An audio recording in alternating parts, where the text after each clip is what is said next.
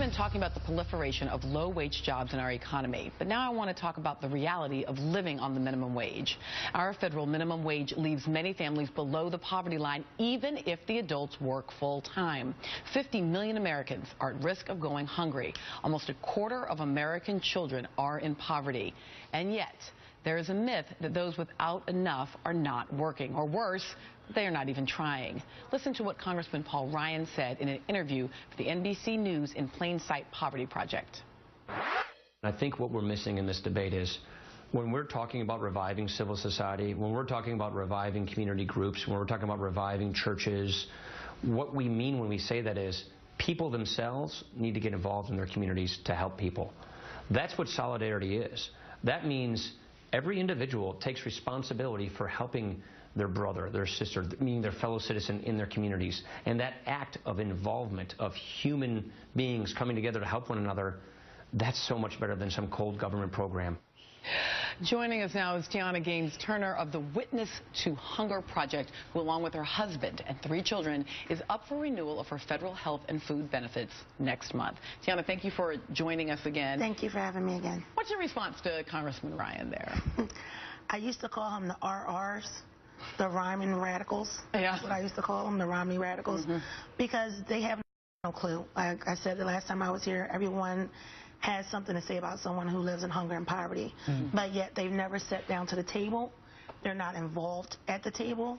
They're making decisions in which infects our lives without even having conversations with us. They think they have the answers. So, Tiana, this is the moment when, for me, there is such a great privilege in having a television show, because you are one of the most exquisite speakers on this who I'm ever encountered. And Congresswoman Lee is one of the most important members of the Progressive Caucus in our U.S. House of Representatives. What would you like to say to the Congresswoman? You're all at the table together at this moment. I would just like for us to say first, it's an honor to be sitting here, and thank you for having me. And, you know, have more people who are going through these programs at the table, at the conversations, not after the fact, not after both aisles have already voted, or if they've, you know, sat in some type of back house and made these decisions and, oh, well, you know, something that they may have written in the paper. You know, invite us to the table. Have us sit there and you hear my story and you understand. Walk in my shoes. You know, that's what I tell everybody. It's easy for people to sit back and judge me without even asking me. And for those who are, you know, watching this show right now who live in hunger and poverty, stand up. Don't be silent. Don't be silent by the systems. Don't be silent by the caseworkers. Don't be silent. Stand up and be an advocate for yourself, for people to understand what you're going through. Tiana, first of all, let me just say to you, you're very courageous and remarkable. Thank you. And I'm going to ask, I'm on Paul Ryan's committee, and they're having a hearing. We're having a hearing led by Paul Ryan on Wednesday to talk about poverty. I'm going to ask him if you can come to be a witness, first of all. Secondly, let me just say how proud I am of you for speaking out, because I was on public assistance. I was on food stamps. Right. You know, I had to struggle through in the early 70s raising my 2 kids, and it was really hard. Right. And so I just have to say to you, you are absolutely correct.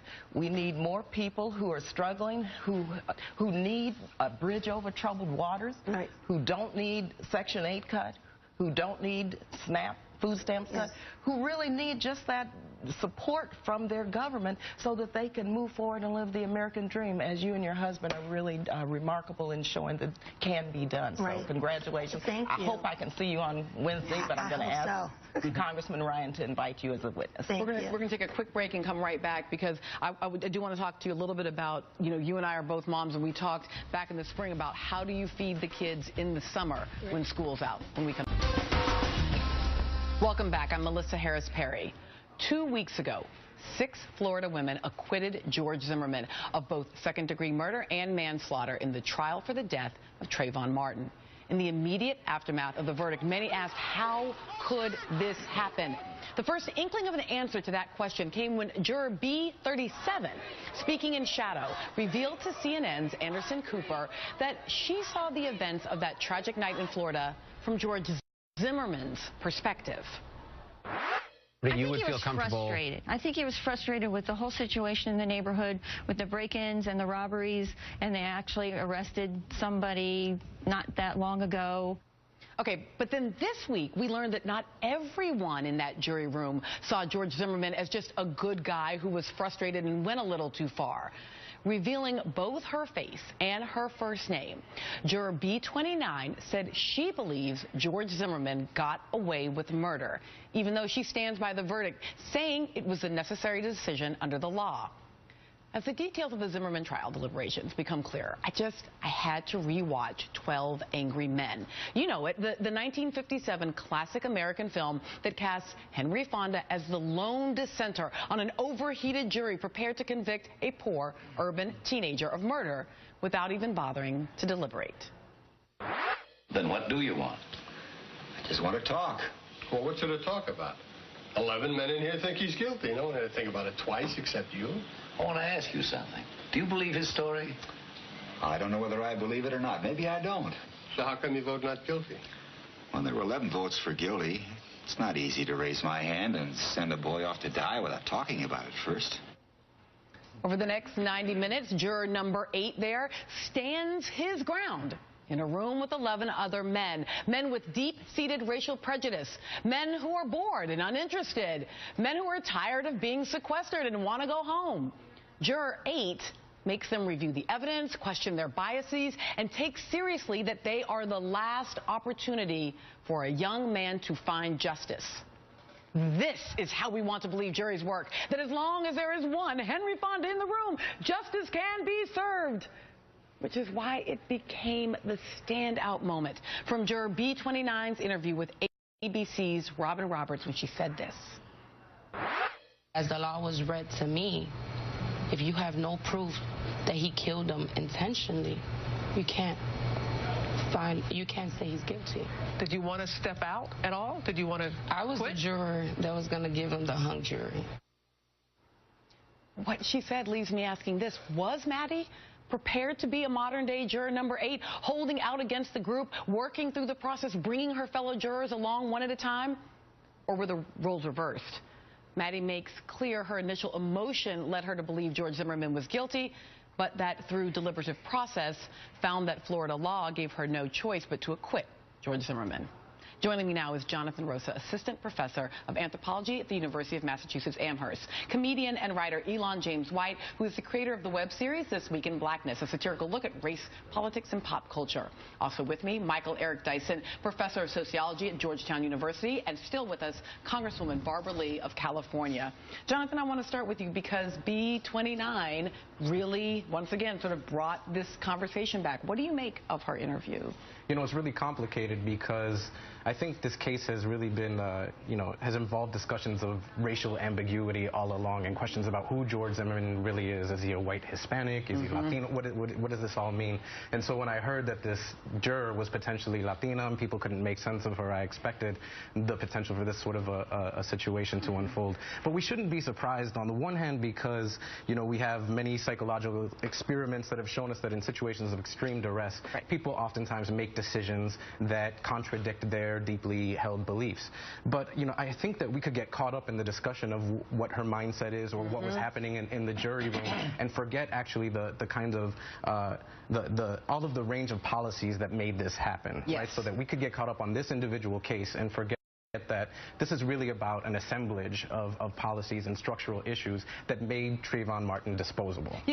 This is so important, Michael. It feels to me like the easiest thing to do would be to focus in on this woman and say, what's wrong with you? Why didn't you do more? Why didn't you, sort of gather more courage? Why didn't you push? But like the fact that she's in the room with only 5 other people instead of a full jury of 12, right? That there aren't 12 people, right? The very idea that this law exists that allows Mr. Zimmerman to carry the gun, the whole set of structures that were part of already taking Trayvon Martin away. That's exactly right. We're also part of her world. That's exactly right. Look, you're blaming the person whose finger was too weak to stop the dam with the hole when you don't talk about everything else, the pressure, the structure of the building, the levees they were giving away, and the dam being, its infrastructure was weak to begin with. It's all a scapegoating of her, which would be to duplicate the very thing that happened to Trayvon Martin to begin with. Yeah. Why put the person of color on the firing line, so to speak, when the entire system itself has to be indicted for its inability to generate enough jurors to have conversation that would be complicated, a diverse jury pool that would at least represent an alternative perspective, and furthermore, the clarification of the rules. This woman is basically saying, you didn't do your job as a teacher. I don't go, you student, you're crazy. I got to say, yeah, Dyson, right. Explain it again, because you didn't reach this student. And though the prosecution did a horrible job of drawing the lines between the dots, and let's admit it, the defense had the wind behind its back, and it was able to make an argument and a narrative that was compelling even to a woman who emotionally felt that this was a wrong decision. Yeah, and I felt, Congresswoman, that I think that's part of what was so stunning about what she said is, actually, here, we've had the president say Trayvon Martin could have been my son, or if I'd had a son, he would look like Trayvon Martin. Well, if, I imagine her sons might also look like Trayvon Martin, might be subject to the same pressures, and yet she still felt that the law made it impossible for her to move on that instinct that she was having. Sure, and this explains, I think, very clearly why we need to repeal, first of all, the Stand Your Ground laws. That's a must-do. Yep. Secondly, it also reveals the inequities in our criminal justice system that need to be looked at and closed. Thirdly, Melissa, I just have to say, and I agree with you, Michael, but, every now and then you have to take a stand. I would have hung that jury. Yeah. I would have hung that jury. So while we don't need to blame her for not hanging it, we have to at some point realize we do have some personal responsibility in trying to ensure that justice is done. And so we have to see this in context of the criminal justice system as being unjust and unfair and unequal. But she seemed afraid to do that, don't you think, Congresswoman? The part of, I think, structural racism, too, is to really deprive you of a sense of the power you do actually possess. So she felt that it was almost illegitimate for her to exercise that power. She almost felt that she could not hang the jury. And that's part of that's a psychological which is a psychological impact. Well, we also have to listen to what they were actually told. The jury B337 said flat out that she didn't understand the rules. Like she said, we were very confused about this, and so that's the person without any type of emotional connection to this thing. And so for the new juror B29, like I can easily see her being confused. Like she believed, like yes, I want this, but they're throwing 18 different rules at me. They threw Stand Your Ground when they read the jury instructions. They were very long and very complicated. And so it's hard. I'm with Dr. Dyson here. I can't go at her like that, but I can go at the system like that, because the system obviously showed itself to be biased and failed.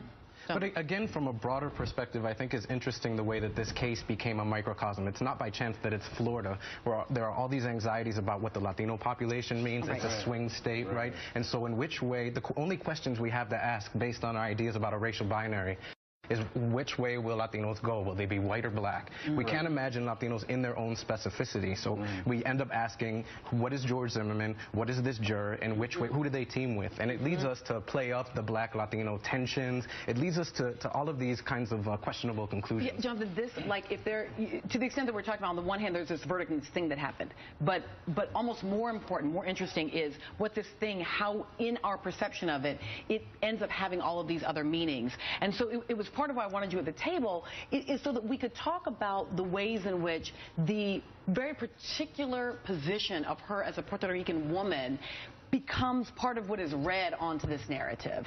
So we'll take a quick break because they're screaming at me, and then we'll come back because I do want to think about like how that race story about black, brown, and white is playing out in some ways that we need to pause, breathe, and know something about before we move forward.